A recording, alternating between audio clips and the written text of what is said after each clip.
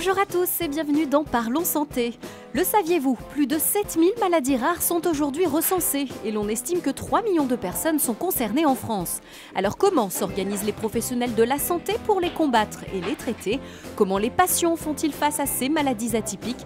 Réponse avec le professeur Pierre Cochat, responsable du pôle de spécialité pédiatrique à l'hôpital Mère-Enfant et spécialiste des maladies rares depuis plus de 30 ans.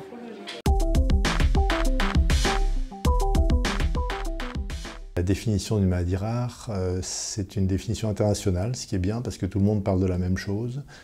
Donc ça veut dire qu'on a une définition précise, des maladies précises et des diagnostics dont le nombre augmente parce qu'on découvre de plus en plus de maladies rares.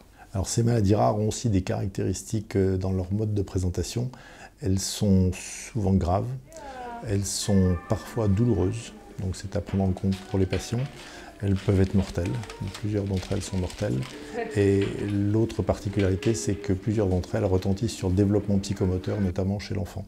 Donc c'est des caractéristiques qui sont importantes à connaître et c'est aussi pour ça qu'on doit tous se pencher vraiment dessus.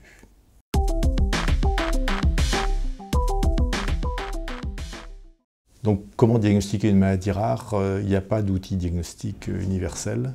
Il faut surtout y penser, et c'est un message surtout pour les médecins, mais on sait bien aussi que les médecins ne peuvent pas reconnaître facilement la quantité énorme de maladies rares qui existent. Il y en a plus de 6000 qui sont dénombrées actuellement, et avec certains outils, on arrive même jusqu'à 9000 maladies rares.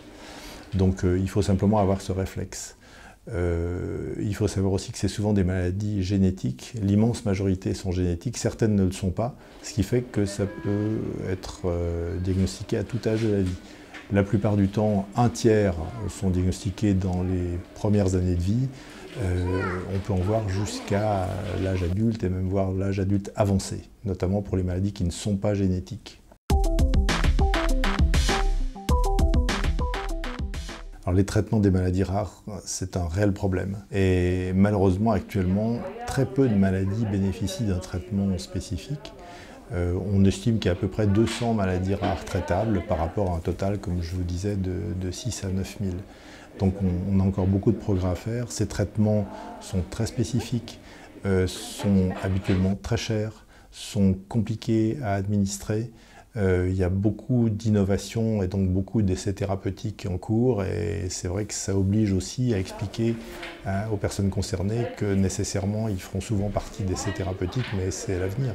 On a des maladies qui étaient absolument incurables, qui sont en train de devenir presque totalement curables.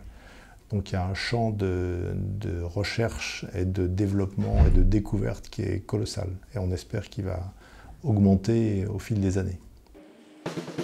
Les maladies rares sont aujourd'hui un enjeu majeur de santé publique. La création de la Fondation Maladies Rares s'inscrit dans ce combat.